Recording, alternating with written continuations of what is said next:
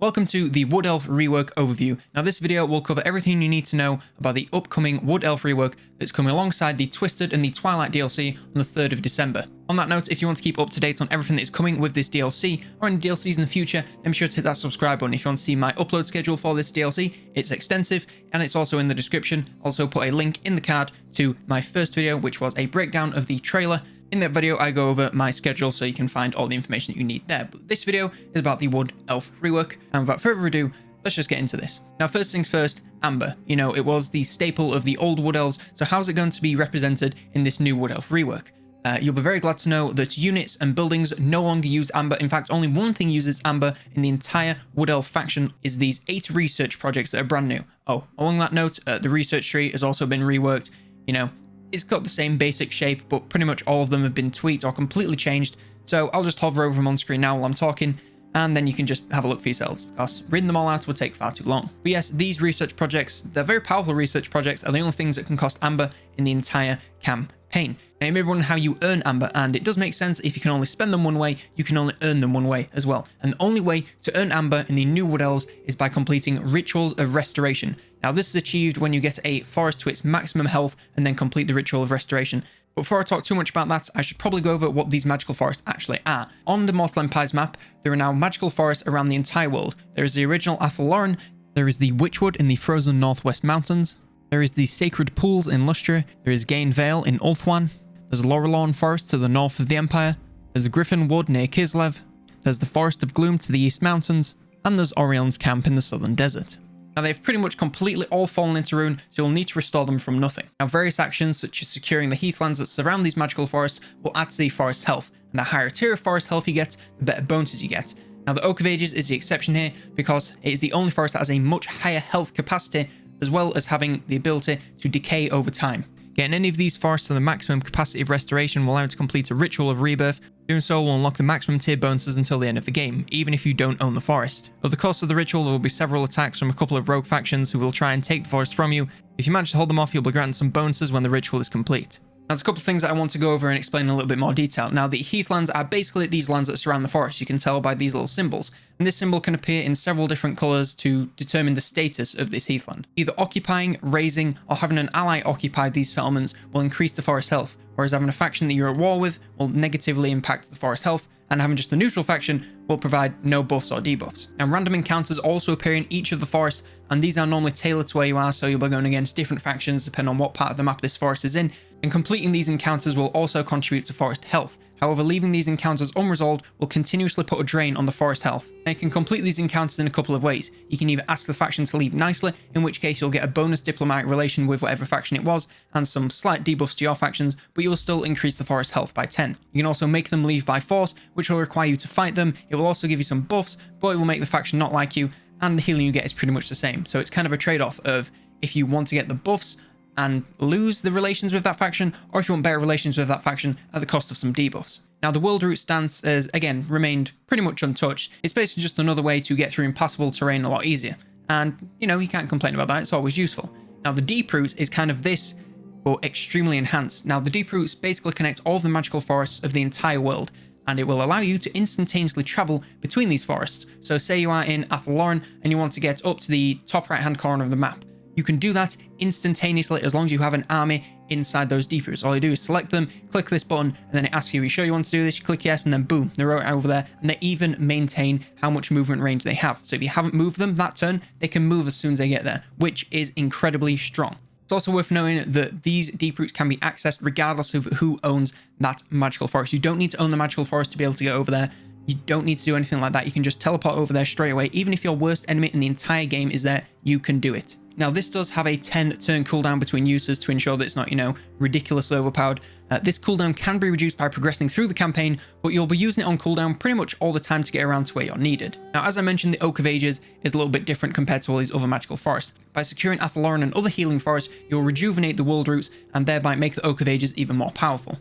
Don't get confused though, because you can still upgrade the Oak of Ages using just gold, and you can do this at any point if you have the gold for it. You can do this on turn 1, you can do it on turn 200. It does not matter. You don't need Amber, you don't need any form of forest health. You can just upgrade it whenever you want. And it is worth upgrading more often than not, because the first couple of tiers unlock missions which allow you to confederate all of the other Wood Elf factions in the entire game. and when you are trying to take control of all the forests, the majority of the time there's going to be some wood elves controlling those forests, so it is very useful to just be able to confederate them rather than go into war. Now, the officers are a thing that have been in the wood elf campaign since the start, but again, they've just been slightly tweaked to fit the factions better. Now, each wood elf faction has a different office, so I will show you Orions and Durthus. They have several different positions that require lords of different levels and different types, so it's always fun to try and fill them up. Now, these bonuses are nothing to be scoffed at. You know, they can be pretty substantial, especially when the hunts come online, because they can have a serious impact when all their effects are doubled. One final campaign side thing to note for the Wood Elves, they also have a new movement stance, which is called Enhanced Ambush, and it's basically just the regular ambush stance, but a little bit better. It only requires 10% movement range to adopt, and you have a reduced chance of being detected over regular ambushes, so it works far more often. I can honestly say, in my time with the Wood Elves, with this current build, I have had far more ambushes than I have with any other faction apart from the Skaven. So on top of the rework, the 2 legendary lords have been tweaked slightly. Orion's hunts have got some changes. During the hunts, all the officers' rolls get the bonuses doubled. The hunts also reduce the cooldown of the deep roots by 5, and it's now much easier to see the duration of the hunt and when the next one is coming. Durthu now also has the aspects mechanic, which basically allows them to upgrade tree spirit units like dryads, treekin, and treemen in a variety of ways. You can apply the aspect of the birch, the aspect of the willow, or the aspect of the oak to apply different bonuses depending on the situation. These bonuses can be swapped out as much as you possibly want as long as you have the coin to do it. While the exact upgrades will vary between the units, the aspect of the birch generally makes them do more damage at the cost of being slightly squishier. The aspect of the willow normally makes them better against infantry at the cost of doing less armor piercing damage, and the aspect of the oak normally makes them tougher at the cost of being a bit slower. Now, the end goal of the regular Wood Elves has, again, it's not really been changed too much, but it has been tweaked slightly. Now, for their short campaign victory, you need to have at least 500 forest health in Athelloren, you need to win the Defense of the Oak battle, and you need to complete the Ritual of Rebirth inside Athelloren. The only difference between this and the long campaign victory is that in the long campaign, you also need to complete the 7 other Rituals of Rebirth other than Athelloren. On top of all this, the Wood Elves are also getting a brand new unit, the Glade Riders Spears. They have very light early game cav and are super speedy, so great for flanking and taking out the back line. The charge bonus and weapon damage aren't really anything amazing, so will drop off once they start going against anything too elite. They're a nice addition that bolsters the Wood Elf options for that sort of unit at the stage of the campaign that you unlock them at. Now, a final new thing that the Wood Elves have is a brand new hero unit, which is called the Glade Captain.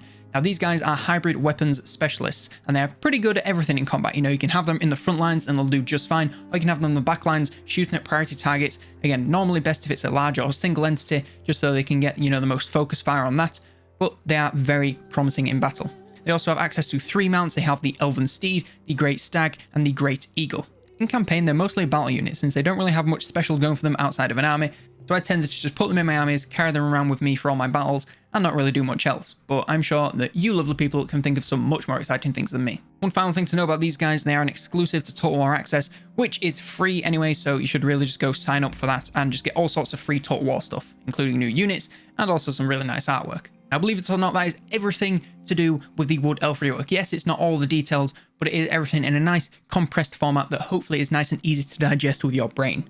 Now, there are a couple of other things that are coming along with the Wood Elf rework that aren't strictly to do with the Wood Elves. I thought I'd just cover them here because it makes the most sense. Now, we're getting a Chaos Invasion difficulty slider, and what this basically means is you have a separate difficulty setting for the Chaos Invasion. So say you like playing on Legendary, but you really hate the Chaos Invasion and just think it's pointless, you can turn it off completely. Yes, there is an option to turn it off. The options go from off, normal, hard, very hard, and legendary. So if you just hate yourself, you want to play on Legendary of every single difficulty, including Legendary Chaos Invasion, you will have a buttload of Chaos Invasion when the time comes. Or if you're just one of those people that wants to have a nice, relaxed campaign, just play on normal, even easy, I'm not going to judge you. But yeah, if that's your type of game, then you can just, turn off the Chaos Invasion, just have a lovely time painting the map without having to worry about any massive lumps of chaos coming from the north every 10 turns. Now, there is also some changes coming to how units values and how their kills are tracked in battle.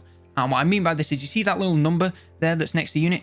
Yeah, that's how many units it has killed personally. Now, that is getting changed. If you now hover over that, it will show you the rough value of what they've done. Now, there are 2 things that this tracks. It tracks damage dealt, which is the raw damage dealt to other units, and it also tracks the value. And what this means is the rough value of the damage dealt by the units. So, for example, if you attack a unit worth 1,000 gold with 10,000 HP, you will gain 500 value if you deal 5,000 damage to it.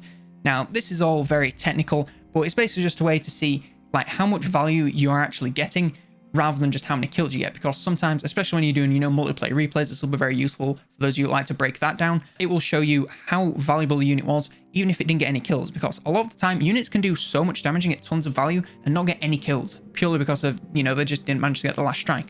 that is very cool. One final thing is the bracing and knockdown changes. Now, what this basically means is characters are a lot more sturdy. So normally, you know, in the current game, if you charge a Lord, 9 times out of 10, he's going to go flying over the stratosphere. We've all seen those gifs of the Beastmen, you know, flying into the moon, into space, and into everything. That shouldn't happen anymore. Now, certain characters can brace, and they are pretty much immovable objects.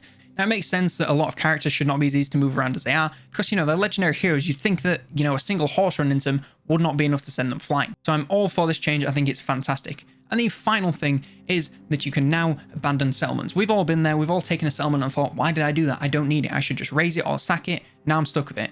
Well, you can't really get the money back from raising or sacking. You'll still have to go back and reload a save if you want to do that. But what you can now do is, if you've had this a couple of turns and you're thinking, you know what, this isn't worth it, I just want to get rid of it, you can now abandon the settlements simply by hovering over the settlement building and hitting the deconstruct button. Yes, you won't get much gold for it, but it will get rid of the settlement and you don't need to worry about it anymore, which I think is a excellent change. Yes, that's everything you need to know about the Wood Elf rework. I hope you enjoyed this video. Hope it was informative. Hope I didn't miss anything. If I did, then be sure to leave it down in the comments down below. If you have any questions about this rework or about the DLC in general, I'll answer them if I can. You know, we're under embargoes for these things. But if you have any questions that I can answer, then I will definitely reply to them. So don't be afraid to leave them down there. If you enjoyed this video, then be sure to leave it a like. It really does help out a lot. And if you want to see more content like this, more breakdowns of this DLC, because as I said at the start, there is a lot of content coming. The schedule is down in the description. So if you want to keep up to date with all of that, subscribe, hit that bell notification. It will really help both you and I out a lot. It will help me out a lot because it will make me very happy and give me lots of validation. It'll help you out a lot because you won't have to keep searching this page every single day when there's new videos coming out. And believe me, in a couple of days, it is going to be every single day. Sometimes multiple times a day. Oh God. Yes, I believe that covers everything. So one more thank you so very much for watching. And I will see you in the next one. Goodbye.